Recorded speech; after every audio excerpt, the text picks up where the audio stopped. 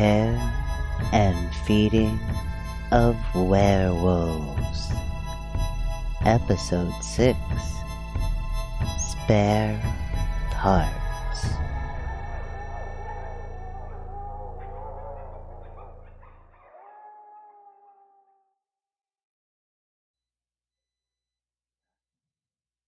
Hello?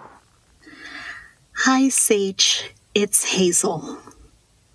Hazel, hi. Any word about Owen? No, I mean, yes, but we found Owen's body. Oh, God. Oh, I need to see him, Hazel. No, you don't want to see him like this, Sage. It's bad. Oh. What happened?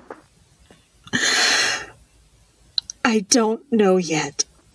That's part of why I'm calling. May I have your permission to bring him to the garden and perform an autopsy? Yes, I yeah. Of course. Oh, God, Owen. Oh, God, I love. Thank you. So, this is bad. And an autopsy won't help that. I can cremate the remains for you. You don't have to answer now. Just shoot me a text. Fuck, I don't know what to say. Do you want me to send someone over to sit with you to watch the kids? No, we'll be fine. We'll be fine. Are you sure? Yeah, okay. Okay, I'm going to take care of him. Call if you need anything. I will. Thank you.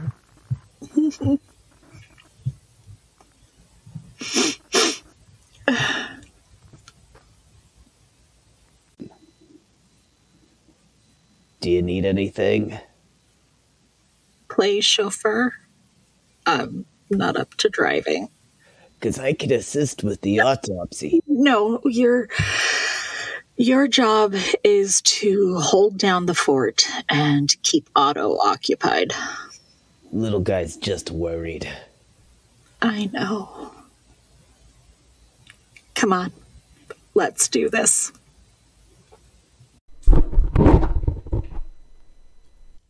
This is my first autopsy, and I barely remember the proper formatting. Then again, it's not for any official investigation, but for my own records. So standardization isn't exactly a priority right now.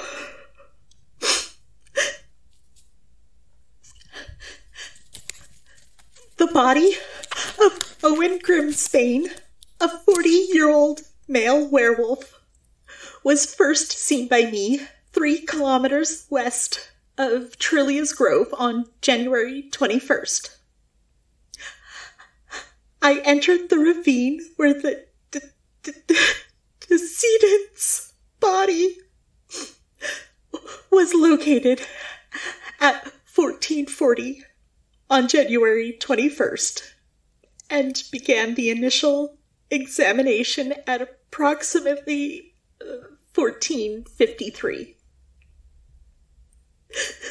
The body was in situ where it was discovered by the dryad, Trillia, who reported it to me immediately after finding him.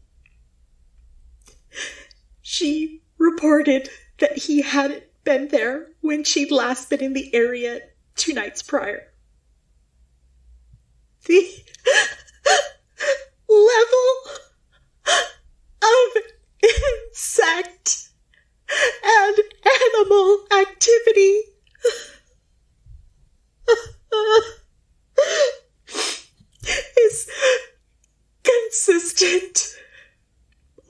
assumption that the body was dumped sometime between 4 a.m.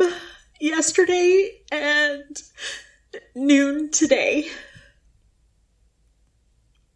I identified the body myself, as I was familiar with him in life, and by the full moon tattoo on his right shoulder blade.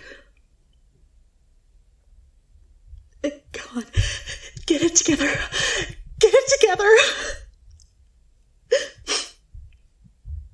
A preliminary examination of the body disclosed numerous superficial wounds sustained post-mortem, as indicated by the lack of blood flow, likely caused by its fall down the slope, where it rolled until it came to a stop against a tree trunk.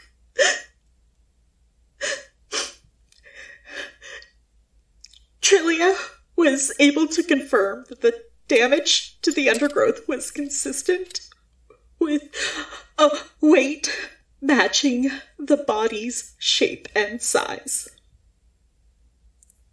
There were no apparent footprints, indicating that whoever dumped the body there didn't leave the old logging road, which was hard-packed, and we haven't had any rain in the past week.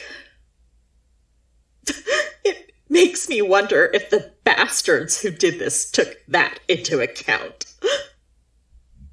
Vincent Julia assisted me in placing the body in a tarp. Oh, God. I am so sorry, Owen.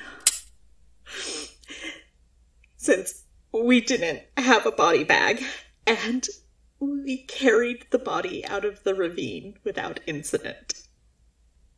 The body was transported to Marguerite's garden in a panel van, where a small morgue is set up in one of the basements.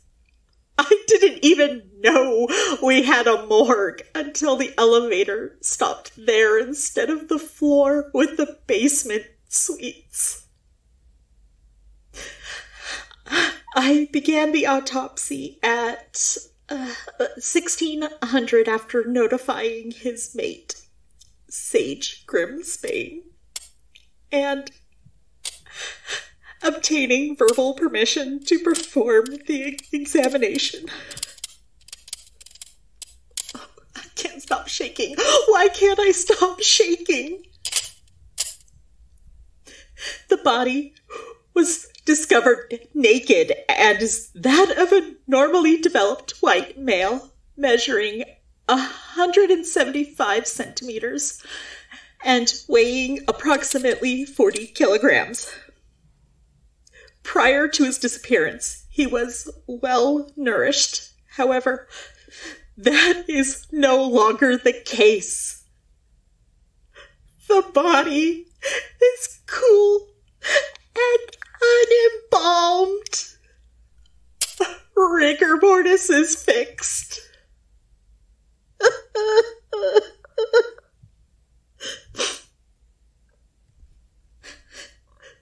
The hair is dark brown and wavy, with the frontal portion balding. Facial hair doesn't appear to have been groomed in quite some time. He'd have hated that. The external auditory canals are patent. Teeth are natural and in good repair, albeit with plaque that appears to have built up recently, as these are the few locations free of trauma. I will not be examining the brain, as cause of death is evident elsewhere, and there's no need to further desecrate what remains of the body. A cursory scan with enchanted glasses supports this assumption. The eyes have been surgically enucleated without care to preserve the extraocular muscles. Contusions and lesions encircle the neck, implying the use of a silver collar to prevent shape-shifting. A classic Y incision extends from the top of each shoulder and runs down the front of the chest, ending at the bottom of the sternum, and is not closed, leaving the chest cavity exposed. By the amount of blood and lack of tissue regeneration, this was done peri-mortem. The incision is clean and shows all the hallmarks of having been performed by someone with medical experience and the appropriate tools.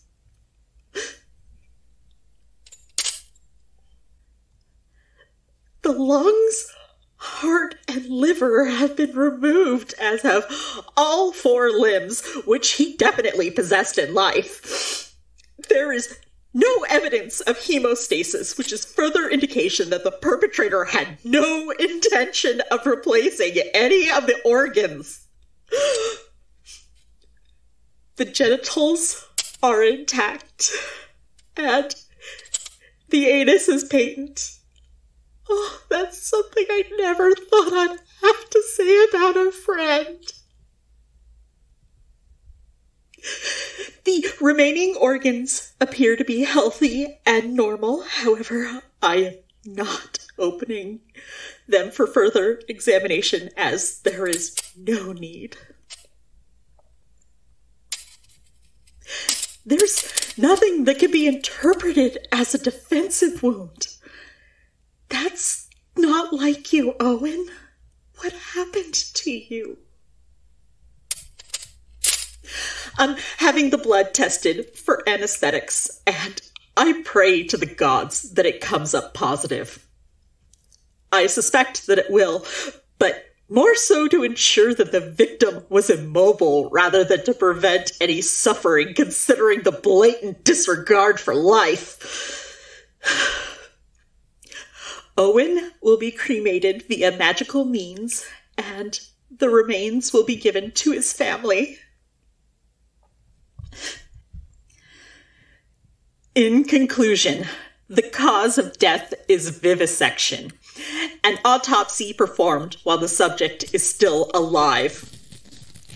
It was performed up to 12 hours prior to discovery of the body, which places the approximate time of death at 0200 on January 21st. In my opinion, whoever did this was removing organs for transplant due to the surgical precision in their extraction, and knew that Owen was a werewolf because they had to have used silver tools to prevent his regenerative abilities from interfering with the process. The procedures were done with more care for the preservation of the organs than for the victim. As for the limbs, I can't even begin to theorize why those were taken, other than whoever did this was a disgusting monster. A Frankenstein playing with living people instead of corpses. Furthermore, all of this mutilation and death was unnecessary, because if they were looking to create a lycanthrope, all they had to do was get bitten by a werewolf in one of their alternate forms. Whenever one of our own has died from violent means or unexpectedly, we notify other medical professionals and the public. Well, our public. Owen's not the only one found in such a state. A male demon was discovered floating in the water by a selkie and was brought to Dr. Mizuno, who performed the autopsy. A third body was found, the centaur who went missing around the time I took over the garden, and was brought to Winnie. Both were slaughtered in an identical fashion to Owen and dumped in remote areas. Well, we need to know in order to protect ourselves. I'm afraid that people will lash out in fear and make themselves a target. Or worse, expose all of us to humans. I blame myself for being unable to interpret the dreams to give a more cogent warning. They've been getting more unnerving. The mysterious threat in the dreams has somewhat solidified into a humanoid figure. There's no way to describe the sheer terror and dread that I feel in the dreams that follows me my every waking hour now. I fear that they're only going to get worse now that bodies are turning up. Blaming myself is completely illogical, since whoever is behind this obviously has some way to nullify magic, which means it's pretty safe to assume that the kidnapper and the murderer are one and the same, or at the very least are working together. When we found Owen, I hoped I would find some answers for his mate at the very least. But I find that I have more questions than I do answers. Who would do this? Why? Why wouldn't they incinerate the bodies rather than risk humans finding them? Is it to send a message? I could tap into my psych rotation to build a crude profile so as to help me understand this atrocity. That's my psychological profile. I need to know everything. I hate not knowing anything. But a clinical diagnosis won't ever help me to understand, because there is no understanding this. Is this what happened to Nana? Will I find her mutilated body dumped somewhere? I thought not knowing was the worst part. I was wrong. Before, my heart jumped every time the phone rang, hoping that she got to a phone and was calling to tell me that she somehow ended up in another dimension, like my great-great-uncle Herbert. Now, my heart stops every time I hear that ring, because I'm terrified it's someone calling to say they found her like this. When I find whoever did this, I am going to hand them over to the families of the victims.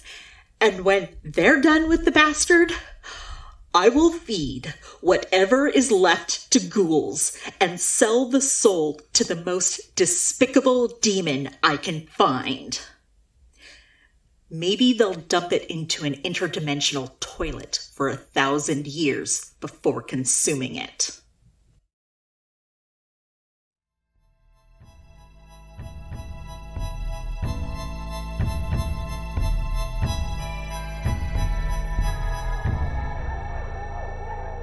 Care and Feeding of Werewolves is a podcast distributed by Kerfuffle and Chaos Productions and licensed under a Creative Commons Non-Commercial Attribution Share Alike 4.0 International. Today's episode was written by Brenna Anderson-Dowd. Hazel is performed by Brenna Anderson-Dowd. Sage and Julia are performed by Frederick Elmore. Sound editing by Frederick Elmore. Music by Kevin Elmore. Special thanks to Christoph Hone. Find us on Facebook at Care and Feeding of Werewolves, tweet us at carewerewolves, or email us at feedingwerewolves@gmail.com. Please rate and review. All content on the Care and Feeding of Werewolves podcast is fictional and for entertainment purposes only. Content is not intended to be a substitute for professional medical advice, diagnosis, or treatment. Always seek the advice of your doctor or other qualified health provider with any questions you may have regarding a medical condition. Never disregard professional medical advice or delay in seeking it because of an episode. Reliance on any information provided by Care and Feeding of Werewolves, Kerfuffle and Chaos Productions, or anyone involved with the production of this podcast is solely at your own risk. If you're looking to a fictional podcast for guidance on performing autopsies, I'm sure that law enforcement has some questions for you. Come to think of it, so do I.